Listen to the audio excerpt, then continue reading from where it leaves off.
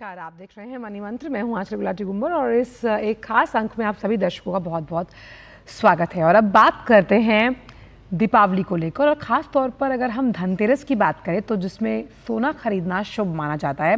कई लोग इस मौके पर फिजिकल गोल्ड खरीदते हैं। हालांकि सोने में निवेश के कई विकल्प मौजूद हैं, जिसमें अगर हम बात करें तो गोल्ड एक्सचेंज ETF है, गोल्ड म्यूचुअल फंड्स का भी ऑप्शन आपके पास अवेलेबल होता है, और साथ ही साथ आप सॉवरेन गोल्ड बॉन्ड्स में भी निवेश कर सकते हैं।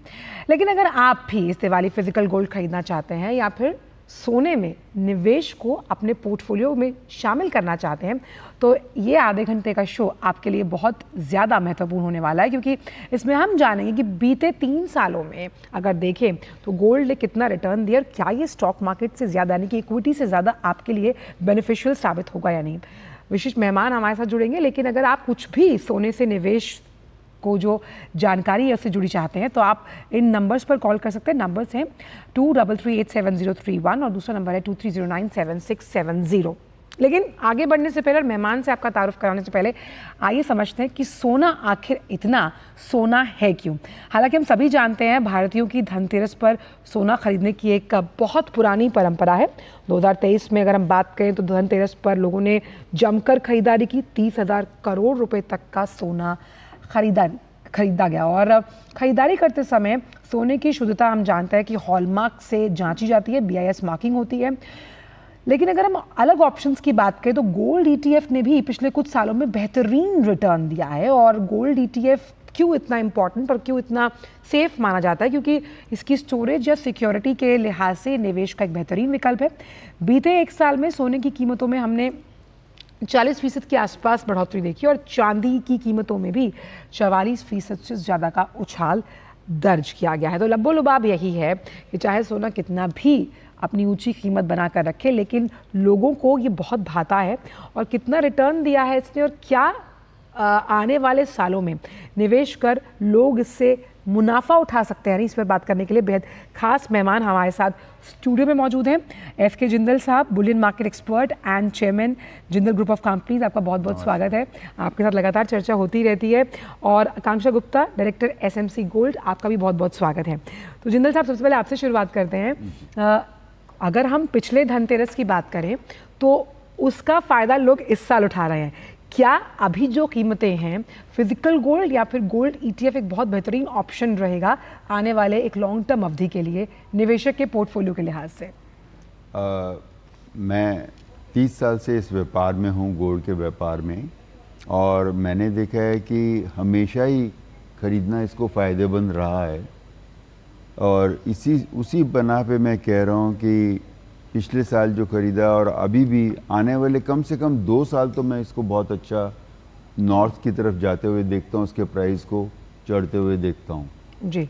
उसके बाद क्या होगा वो बाद में देखा जाए, लेकिन अगले 2 साल तो बहुत ज़रूरी है कि ये ऊपर जाएगा, क्योंकि देखिए सारा वर्ल्ड गोल्ड के पीछे लगा है। सेंट्रल बैंक्स को आप ले लीजिए, सेंट्रल बैंक्स ने पिछले कुछ सालों से खरीदना शुरू किया और वो रुके नहीं हैं, वो खरीदते ही जा रहे हैं, क्योंकि वर्ल्ड में हालात ऐसे पैदा हो रहे हैं कि उनको अपनी अपनी करेंसी को सिक्योर करना है। और सेफ हेवन भी माना जाता है। सेफ हेवन भी माना जाता है। अब अगर वो डॉलर में ही सारा अपना रिजर्व रखेंगे तो उसमें रिस्क फैक्टर बढ़ जाता है। कल को ऑलरेडी अमेरिका की जो इकोनॉमी है बहुत अच्छी हालत में नहीं है। 36 ट्रिलियन के उसके ऊपर डेट है। अभी इलेक्शन होने वाला है वहाँ पर जी। कुछ भी सर्टेन नहीं है वहाँ पर अभी इस चीज़ों को लेकर के कि उस डेट का भी क्या होगा।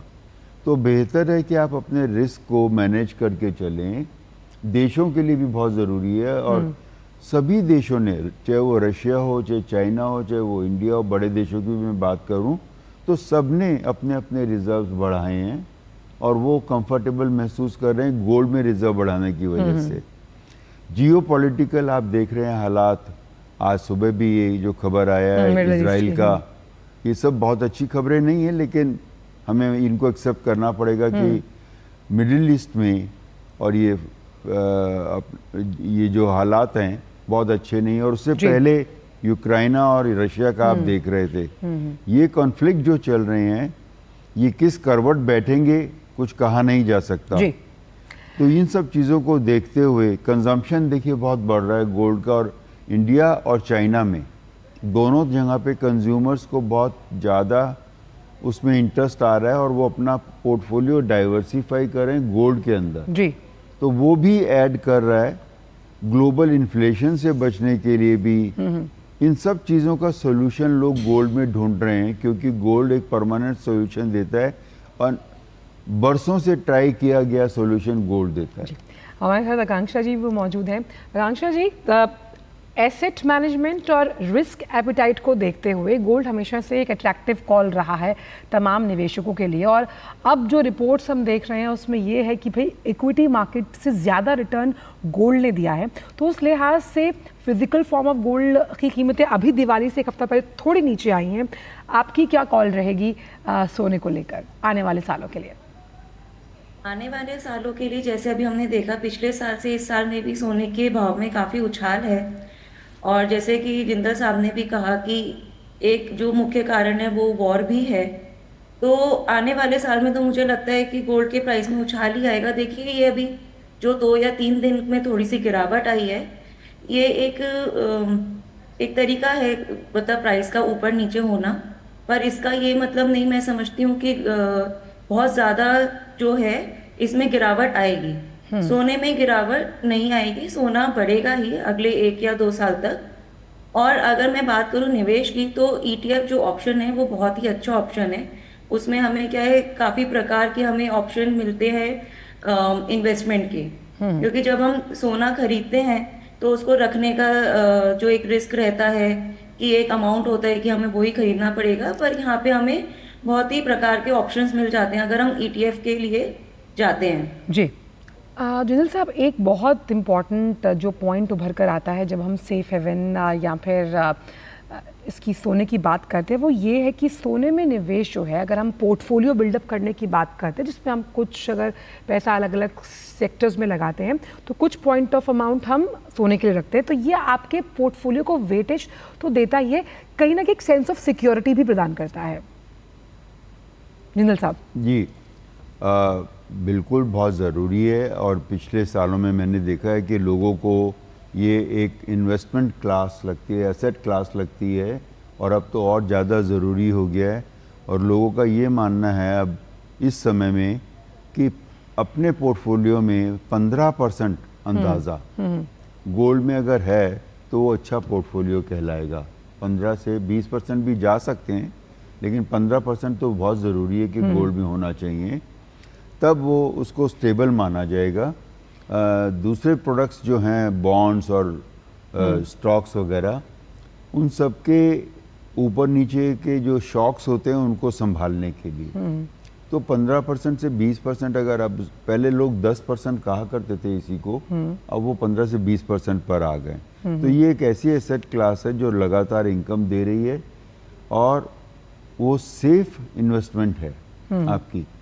गोल्ड से सेफ कोई इन्वेस्टमेंट दूसरा है नहीं, जहाँ गोल्ड आपके पास होता है और वो आपके लिए अर्न भी कर रहा होता है। आप सॉवरेन बॉन्ड को देख लीजिए, ये भी एक बहुत ही अच्छा तरीका है इन्वेस्टमेंट करने का जी। सॉवरेन गोल्ड बॉन्ड ETF सुविधा के हिसाब से बहुत अच्छा है, लेकिन दोनों में फ़र्क इतना है कि सॉवरेन गोल्ड बॉन्ड जो है उसमें थोड़ा लिक्विडिटी ऐसा होता है कि 5 साल तो मिनिमम आपको लगाना पड़ेगा और 8 साल तक के लिए इन्वेस्ट करना पड़ सकता है। लेकिन ETF आप आज ले रहे हैं, कल उसमें से बाहर निकल सकते हैं अगर आपको पैसे की ज़रूरत है तो। और लेना और बेचना उसकी कॉस्ट बहुत कम है जी। इसी तरह से म्यूचुअल फंड्स हैं, म्यूचुअल फंड में भी आप कर सकते हैं, और अगर फिजिकल करते हैं तो उसके साथ वो फिजिकल का फील तो आपके हाथ में आता है, लेकिन उसके साथ जिम्मेवारियां बहुत आती हैं कि उसको सिक्योर रखना है। फिर आपको एक लॉकर चाहिए साथ में, या संभाल करके कैसे रखेंगे आप उसको, तो रिस्क फैक्टर उसमें लेकिन थोड़ा इंडियंस का फिजिकल गोल्ड के प्रति आकर्षण और लगाव हमेशा से रहता है। आकांक्षा जी एक महिला होने के नाते बात बहुत बेहतरीन तरीके से समझ पाएंगे, उनकी मुस्कुराहट बता रही है। आकांक्षा जी एक चीज़ और ये भी हम जानना चाहेंगे कि धनतेरस पर खास तौर पर, क्योंकि सोना और चांदी खरीदने की परंपरा, और चांदी की तो चांदी ही होती हुई नजर आई, 1 लाख रुपए तक को क्रॉस कर गई वो, लेकिन ज़्यादातर लोग अगर कम पैसे में चाहते हैं कि निवेश करें तो सिक्के खरीदते हैं। सिक्के कितने ज़्यादा हम ये मान सकते हैं जो कॉइन्स हैं चाहे गोल्ड के हैं या चांदी के हैं उनकी शुद्धता कैसे मापी जाए, क्योंकि अब वो ऑनलाइन भी अवेलेबल है। मैं देख रही थी आज सुबह कई ऐसे प्लेटफॉर्म्स हैं जो आपको घर बैठे भी ये सिक्के प्रोवाइड करवा रहे हैं। कितनी बड़ी शुद्धता का चेक आप कर सकते हैं घर बैठे भी? देखिए, घर बैठ के अगर आपको सिक्का खरीदना है तो मैं कुछ बातों का इसमें ध्यान रखवाना चाहूँगी। एक कि आप जिससे भी सिक्का खरीदें, आप देखें कि वो कंपनी के बारे में आप पढ़ें कि वो कंपनी कितनी पुरानी है, उसके नेटवर्क क्या है, और जो वो कंपनी बना रही है वो खुद उसको बना रही है, अगर किसी से बनवा रही है तो क्या वो कंपनी एक रिफाइनरी के थ्रू बनवा रही है। उसमें जब सिक्का खरीदा जाता है तो सिक्के के साथ एक सर्टिफिकेट ऑफ ऑथेंसिटी आती है जिसमें कि सब लिखा होता है कि ये सिक्का BIS के सारे रूल्स एंड रेगुलेशंस को फॉलो करते हुए बनाया हुआ है, इसकी शुद्धता के ऊपर कोई भी किसी तरीके का संदेह नहीं है। तो हमें उन्हीं ऑप्शंस को खरीदना चाहिए जो कि ऑनलाइन अवेलेबल हैं। हमें ऐसे ही जहाँ पे मार्केट में बहुत ऐसे सिक्के हैं जो खुले में भी बिक रहे हैं, हमें उनसे बचते हुए एक रजिस्टर्ड एजेंसीज या रजिस्टर्ड कंपनीज के ही सिक्कों में निवेश करना एक मेरे हिसाब से एक बेहतरीन उपाय है अपने रिस्क को कम करने के लिए। बिल्कुल। और गोल्ड म्यूचुअल फंड्स कितना बड़ा अहम विकल्प हो सकते हैं किसी के लिए सोने में निवेश के लिहाज से, इस पर भी करेंगे चर्चा, लेकिन वक्त एक छोटे से ब्रेक में का हुआ है। आप जुड़ रहिए मनी मंत्र के साथ। वक्त एक ब्रेक का। एक ऐसा तबका जो रिटायरमेंट के बारे में आज भी बिल्कुल नहीं सोचता वो है औरतें। औरतें कमा के भी वल्नरेबल हैं। सो एनपीएस एक इक्वालिटी ला रहा है, हम सब एक बराबर प्लेटफॉर्म पे हैं। अपने बेहतर कल को सुनिश्चित करने के लिए एनपीएस जरूरी है।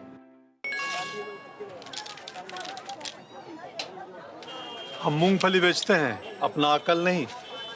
ये मैसेज देखिए, कहते हैं लॉटरी लगी है, लिंक क्लिक करके UPI पिन डालो पैसा मिलेगा। अरे हमको मालूम नहीं है क्या?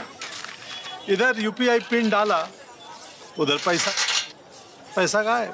मूंगफली वाला हूँ, मूर्ख नहीं हूँ। याद रहे, UPI कहता है अगर कोई लालच दे तो कहो मैं मूर्ख नहीं हूँ। बेटियां घर की रौनक हैं। बेटियां घर संवारती हैं। बेटियां पीढ़ियां सजाती हैं। बेटियां घर की बुनियाद कहलाती हैं। बेटियों को सलाम करता है मोंगिया स्टील, स्टील का बादशाह। बात जब पीढ़ियों के लिए बनने वाले घर की हो तो जिम्मेदारी बड़ी हो जाती है। गैलेंट समझता है ये जिम्मेदारी। अब MM रिब्स के साथ गैलेंट एडवांस TMT रीबार, निर्माण का रियल हीरो। ब्रेक के बाद भी का स्वागत। और हम आज मनी मंत्र में कर रहे हैं चर्चा सोने में निवेश को लेकर। हमारे साथ दो विशेष मेहमान जुड़े हुए हैं। जिंदल साहब, खास तौर पर सोने को लेकर एक अहम जो बात आम ग्राहक को फेस करनी पड़ती है वो होती है मेकिंग चार्जेस। बहुत ज़्यादा बड़ा इसका माया जाल होता है। तो मेकिंग चार्जेस को लेकर किस तरह से मोलभाव ग्राहक कर सकता है, दुकानदार या फिर जो ज्वेलरी शॉप ओनर है, या फिर इसका एक हम कह सकते हैं स्थायी इलाज किया, क्योंकि मेकिंग चार्जेस के नाम पर कहीं ना कहीं कीमत का उतार चढ़ाव जूलर्स हमेशा करते हैं। देखिए, सबसे बड़ा बचाव अगर आपको करना है तो आप बार्स में इन्वेस्ट करिए।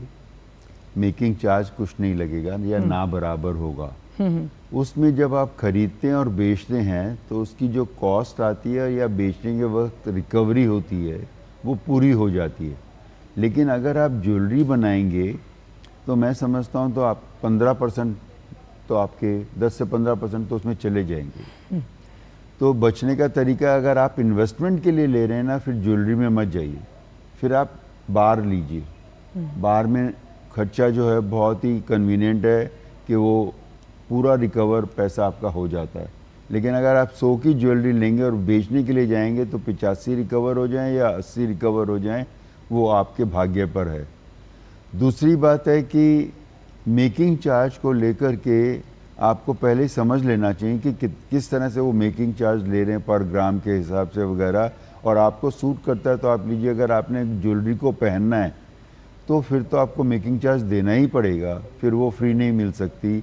लेकिन आप सिर्फ इन्वेस्टमेंट के एंगल से ज्वेलरी खरीदें, वो ठीक ना होगा। इसी तरह से कॉइन्स में जब आप छोटे कॉइन्स लेते हैं तो उसमें भी मेकिंग चार्ज लगता है, लेकिन वो फिर रीज़नेबल होता है, वो 2-3% के अंदर काम चल जाता है आपका। लेकिन ज्वेलरी में 15% 20% तक मेकिंग चार्ज में चला जाता है। तो इसलिए आपको लेते वक्त ये सोच लेना चाहिए कि किस तरह से आप उसका इस्तेमाल करेंगे, किस पर्पज़ के लिए आप ले रहे हैं। समझदारी से खरीदना होगा, ऐसे ही नहीं कि आप माने कि मैंने ज्वेलरी खरीदा या बार खरीदा, एक ही बात है, नहीं। आकांक्षा जी, एक चीज़ और जो जिस दुविधा से हर कोई दो चार होता है, हम खुद होते हैं हर साल, कि आप सर्टिफाइड जो जूलर्स हैं बड़े बड़े जिनके नाम हैं, या तो लोग उनके पास जाते हैं या उनके पैतृक अगर जो निवास हैं या पुराना होम टाउन है, वो कहते हैं नहीं भाई हम इसी सोनार से बनवाएंगे। इस दुविधा का क्या इलाज है? और दूसरी चीज़ ये कि कभी कभी जो हॉलमार्क है क्या वो नकली है या असली, इसकी पहचान कैसे की जा सकती है? हॉलमार्क असली है या नकली, देखिए ये आप और हम जैसे लोगों के लिए पहचानना तो बहुत मुश्किल है। लेकिन अभी सरकार के नियम इतने कड़क हैं कि अगर कोई जूलर नकली हॉलमार्किंग लगाता है और वो पकड़ा जाता है तो इसमें सरकार उसके ऊपर काफ़ी कड़ी कार्रवाई कर सकती है। तो आज के तारीख में बहुत ही कम सुनार हैं जो हॉलमार्किंग नकली लगाएंगे, पर यस एक रेगुलर निवेश के लिए लोगों को ये पहचानना बहुत ही मुश्किल रहेगा कि इसमें हॉलमार्किंग असली है या नकली। और रही बात कि हमने एक सर्टिफाइड जूलर से ही ज्वेलरी बाय करनी चाहिए या हम अपने आस पड़ोस के जूलर से भी ज्वेलरी ले सकते हैं, तो मेरे ख्याल से हमें ज्वेलरी लेते समय ये भी ध्यान रखना चाहिए कि कौन कितना मेकिंग चार्जेस लगा रहा है, क्योंकि जब हम उसको बेचने जाएंगे तो यस हमें अपना पूरा पैसा रिकवर नहीं होगा। तो हमें डिज़ाइन के साथ मेकिंग चार्जेस का भी पूरा ध्यान रखना चाहिए, क्योंकि सोने की कीमत ज़रूर बढ़ रही है लेकिन हमें वो मेकिंग चार्जेस वापस नहीं मिलने वाले जब हम उसको वापस बेचने जाएंगे। जिंदल साहब, एक और जो सवाल हमेशा से एक ग्राहक के मन में उभर कर आता है वो ये है कि भाई मैं सोने में अगर निवेश करता हूँ तो उसकी कीमत मुझे फिर भी वापस मिलती है, बट डायमंड के साथ ऐसा नहीं होता। तो इस पर आप किस तरह से रोशनी डाल सकते हैं? सोना बड़ा एक स्टैंडर्ड चीज़ है, उसको नापा जा सकता है। डायमंड के बारे में सब्जेक्टिव आपकी थॉट प्रोसेस होता है, 4 जनों से पूछेंगे तो 4 जने डिफरेंट भाव बता देंगे। लेकिन सोना इतना लिक्विड है, उसका बायर आपको हर समय मिल जाएगा। डायमंड के बायर भी लिमिटेड लोग होंगे, तो उसमें वहाँ पर भी वही रोल प्ले करता है कि अगर आप इन्वेस्टमेंट के एंगल से देख रहे हैं तब तो सोना ही लेना चाहिए, सोने में इन्वेस्ट करना चाहिए। सोने के सामने आप बोरो भी बड़ी आसानी से कर सकते हैं। किसी को आप बदले में सोना गिरवी रखेंगे तो वो उसके सामने रीजनेबल अमाउंट आपको सही टर्म्स के ऊपर दे देगा। डायमंड के बारे में असली नकली और फिर उसकी कीमत, ये सब चीज़ें बड़ी सब्जेक्टिव होती हैं, तो इसीलिए ज़्यादा लोग उसमें नहीं जाते। गोल्ड को पसंद किया जाता है, और गोल्ड एक ऐसी चीज़ है, अगर हिंदुस्तान में 140 करोड़ लोग हैं वो उससे रिलेशन उनका बनता है, लेकिन डायमंड का सबसे नहीं बनता जी। तो ये गोल्ड की पॉपुलैरिटी, गोल्ड की रिलायबिलिटी, आज पिछले 6000 साल का इतिहास है। गोल्ड हर समय मुश्किल में काम आया है, चाहे वो देश हो, चाहे वो इंडिविजुअल हो, चाहे परिवार हो। लेकिन डायमंड ऐसा नहीं है। डायमंड का बायर ढूंढना ही बहुत मुश्किल है जी। और यूजेस अगर आप देखें इनका बहुत रेलेवेंट होता जा रहा है गोल्ड और सिल्वर।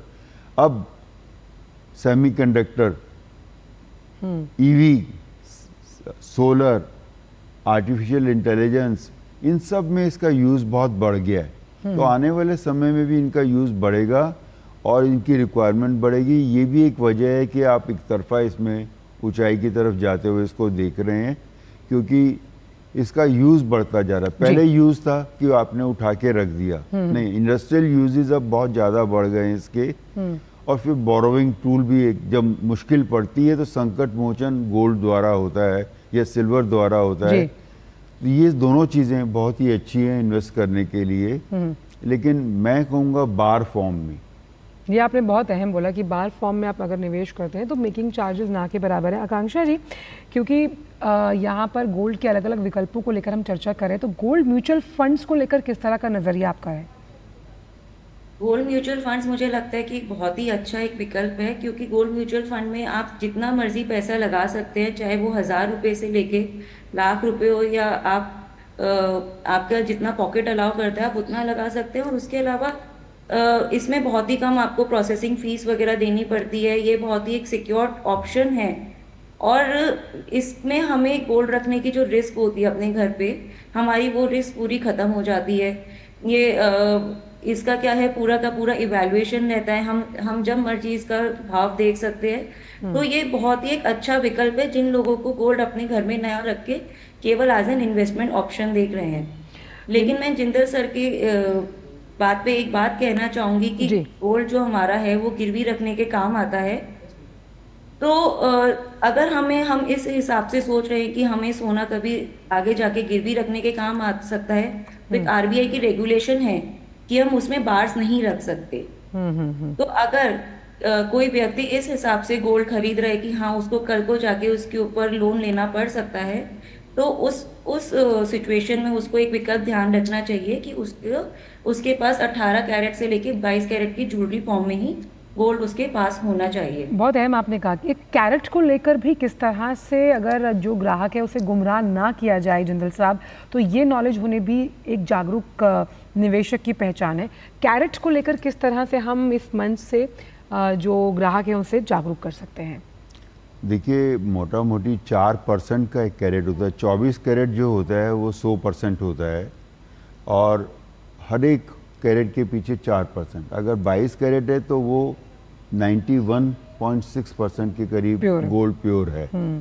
तो इसलिए मोटा हिसाब इसी से लगा सकते हैं कि हर कैरेट के पीछे 4। लेकिन कोई बोलता है कि ये मैं 22 कैरेट आपको दे रहा हूँ और अगर वो 18 कैरेट है तो आप देख लीजिए कि वो 16% आपसे आपके पैसे ले जा रहा है, आपको गलत बता करके।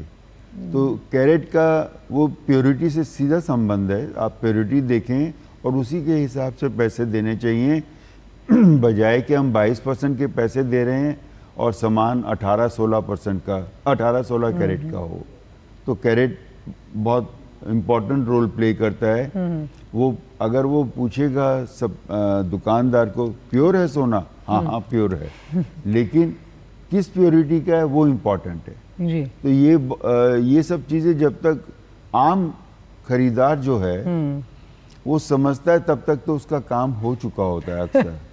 तो इसलिए बेहतर है, वैसे गवर्नमेंट बहुत जोर शोर से लगी है कि प्रोटेक्शन किया जाए आम कंज्यूमर का जी, लेकिन फिर भी वो लोग अपना, पर हमारी कोशिश इस आधे घंटे में रही कि हम कैरेट और मेकिंग चार्जेस और हॉलमार्किंग से जुड़ी तमाम जो अहम जानकारियां हैं वो ग्राहकों तक पहुंचा पाए। बहुत बहुत शुक्रिया आप दोनों का, और आप दोनों को ही दिवाली की बहुत बहुत शुभकामनाएं।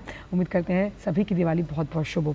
तो कोशिश जी, बहुत बहुत शुक्रिया। तो कोशिश हमने यही की कि भाई धनतेरस आने वाला है और उससे पहले अगर आप सोने में खरीद को निवेश का बहुत इंपॉर्टेंट विकल्प मान रहे हैं, हमने आपको उसके ऑप्शन भी बताए और क्या करना चाहिए और क्या नहीं ये भी बताया। आज के इस मनी मंत्र में इतना ही। आपसे मुलाकात होगी अगले हफ्ते। मुझे मेरी पूरी टीम को दीजिए इजाजत। नमस्कार। और खबरों की दुनिया से जुड़े रहने के लिए आप देखते रहिए डीडी न्यूज़ और उसके अपडेट्स यूट्यूब, फेसबुक और ट्विटर पर।